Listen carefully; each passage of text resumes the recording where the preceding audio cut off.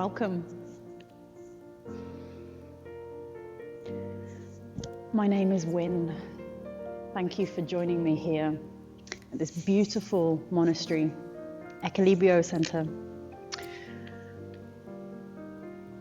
And I wanted to share with you today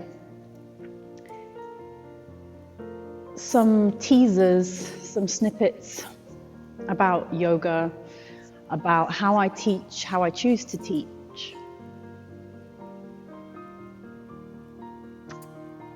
Beginning maybe with my background. I have an engineering background, so a few years ago I was working as a biomedical engineer, working in hospitals with medical devices, working with patients. And that background has actually helped me so much in my yoga practice and my yoga teaching that I never really thought would happen. So I've been able to use my knowledge of how the body works, biomechanics, anatomy, physiology, to challenge the way I was previously taught, to challenge how maybe we get used to certain habits within the yoga practice, and use this knowledge to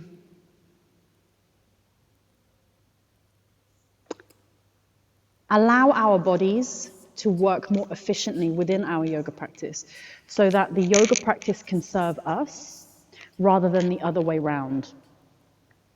Traditionally, we maybe force our bodies into certain poses and postures with the goal thinking that that makes us more flexible somehow or better at yoga somehow.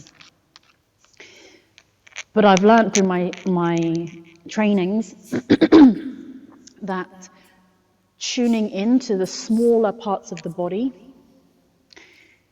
can then help us expand into the greater picture of a yoga pose.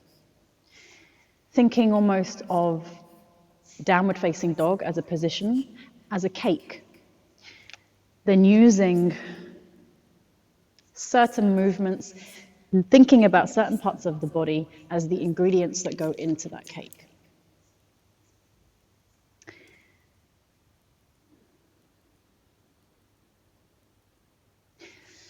Overall, the benefits of yoga are huge.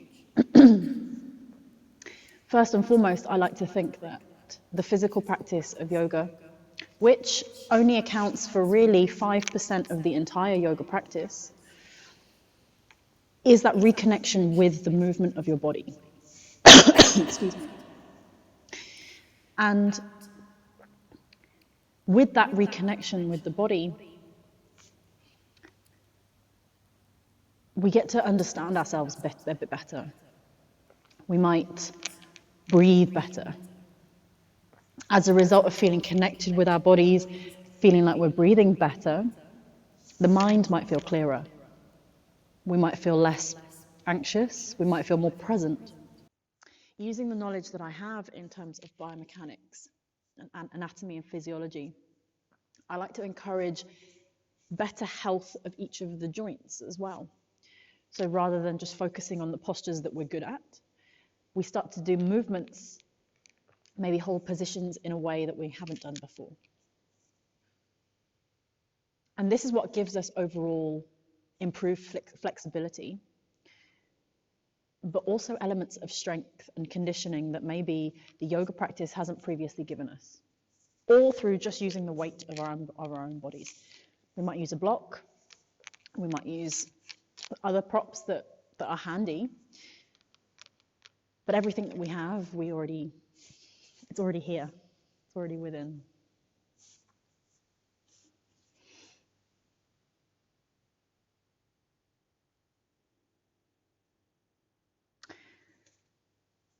So I'd like to deconstruct a sun salutation. And maybe not in as much detail as I normally would in an hour-long, 90-minute class, but just maybe thinking of some elements that we're not used to thinking about.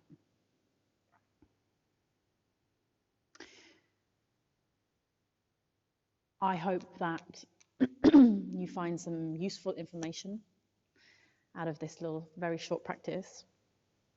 And I hope that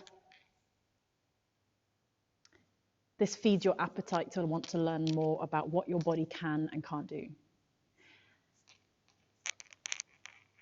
And it's not about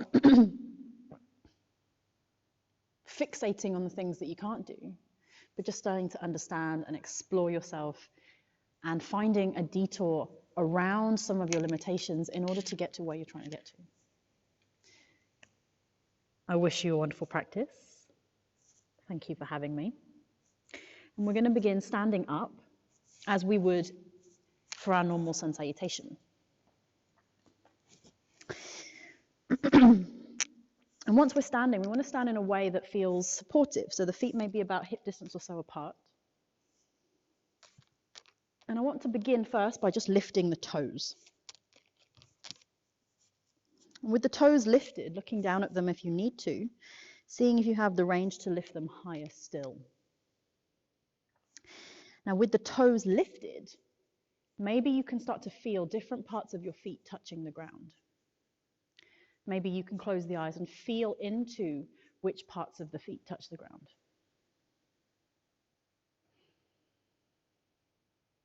I'm bringing even more awareness now into the base of the big toe, this bony bit here, the base of the baby toe, and the heel. So we're trying to look for this tripod, 3 points of contact into each foot. Keep the toes up. Now with those tripods connected, start to bring a little bit of swaying movement into the body from side to side. And maybe forwards and back as well. Challenging our balance here, maybe round in a circle. And all we're trying to do is notice what it feels like to place a little bit more weight into each point of contact of the feet. What does it feel like? Does it feel unusual? You might change direction, go the other way.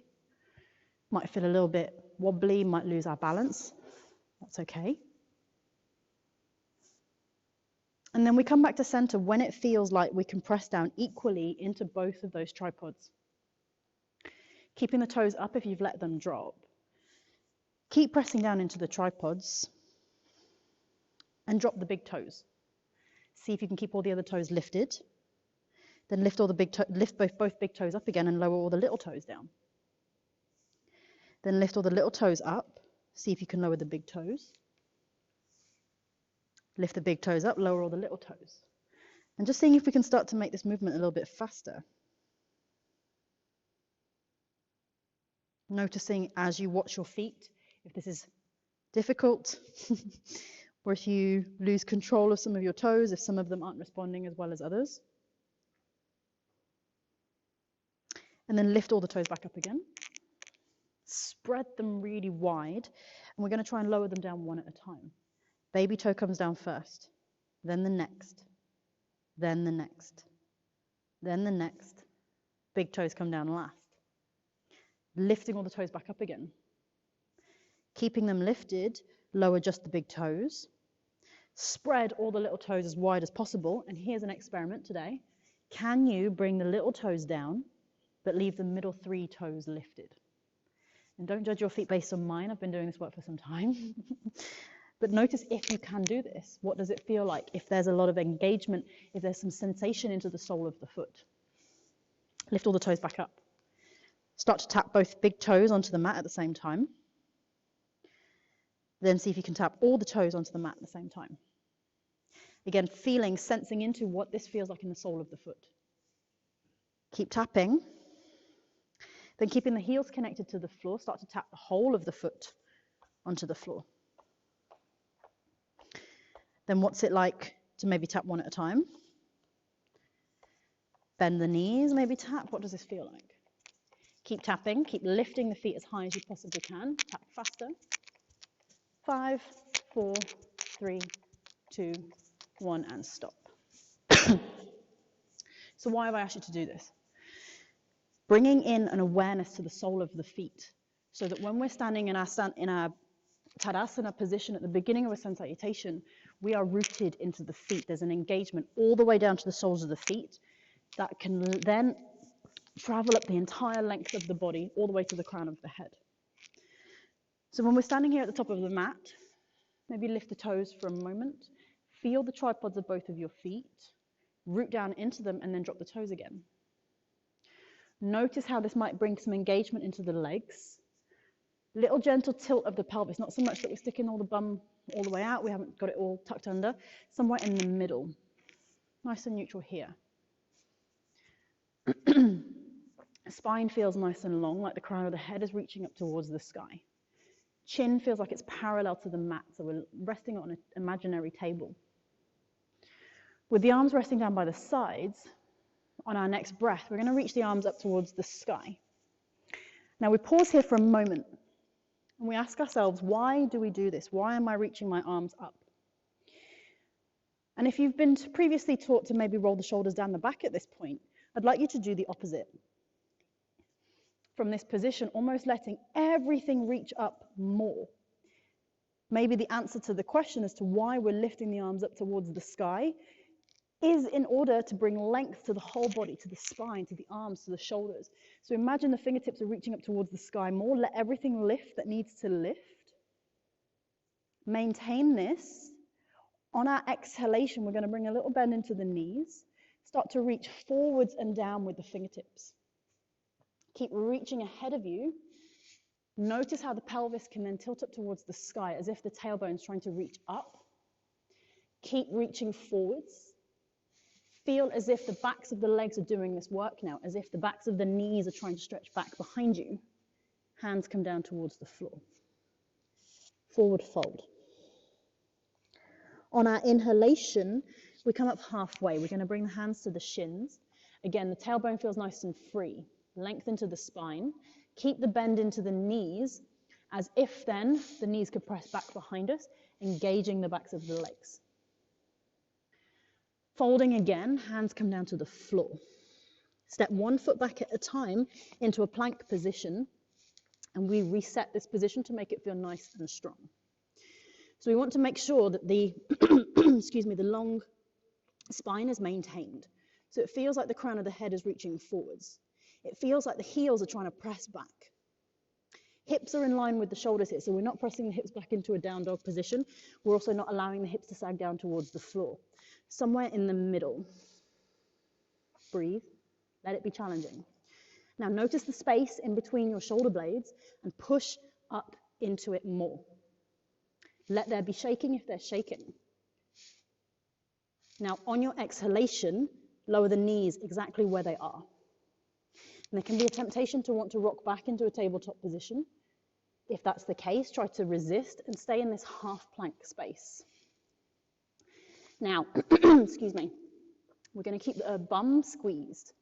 A little bit of a push of the pelvis towards the floor. Now, I'd like you to imagine that the hands are desperately trying to do this action. It's like the hands are trying to pull the mat back towards the knees, but they don't actually move. Maintain this. Pull the hands back towards the knees, and you'll notice that there's nowhere to go but down. Lowering the whole body all the way down to the mat like a plank of wood. Let the hips and the shoulders come down at the same time. Uncurl the toes. Tops of the feet push down into the mat. Glancing down into the mat in front of you, if you can see your fingertips in the side of your eyes, take the hands back more. This brings the fingertips more in line with the chest. Elbows point up towards the sky. Squeeze the shoulder blades together as if you're holding onto something between them. Then give the bum a squeeze. Push the hips down in towards the floor. This is going to be maintained. All of this action around the midsection, around the pelvis, we're going to hold it there. Push the tops of the feet down into the mat. Drive the hands down. Keep everything engaged into the shoulders. Lifting all the way up. Upward facing dog. Keep the bum squeezed. Keep the hips pushing forwards. And then on your next breath, pressing the hips up towards the sky, rolling over the feet one at a time, Downward facing dog. Now pause here for a moment to reset. Maybe take the feet back ever so slightly. Keep the hands where they are. Spread the fingers, spread the toes.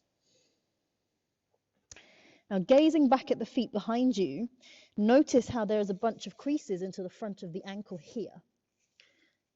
As you look at them, can you create even more creases by pushing the heels straight back behind you instead of down towards the floor? Keep the bend in the knees, and with that bend in the knees, pushing the chest and the belly back towards the thighs more, and hold it here. Length into the spine, length into the back of the legs. On your next breath, lifting the heels really high and softening the knees. Take the gaze forwards between the fingertips. Now, keeping the hands completely rooted, start to walk the feet towards the mat, towards the hands at the front of the mat. Keep the hands rooted for as long as possible. Maybe the hips can lift a bit higher. And then when you get there, bend the knees enough so the belly rests on top of the thighs. Come back onto the fingertips. Tailbone is free. Hamstrings feel like they're doing the work, as if the knees are trying to press back behind us without straightening them. Hands onto shins to halfway lift. Exhale to forward fold over the legs. Rooting down into the feet. Feel the tripods before we rise up. On your next breath, spine is long. Arms maybe sweep up out to the sides. Reach up like you mean it. Let everything lift that needs to lift. Exhale, letting the arms drop down by the sides. Taking a couple of breaths here.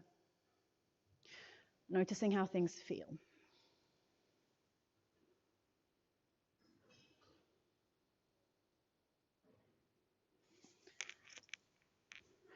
So here we have just a few snippets, maybe some pieces of information within that one single sun salutation that maybe you haven't heard before or used before. I hope you've enjoyed. I hope you'll stay tuned for more content, and I'll see you soon.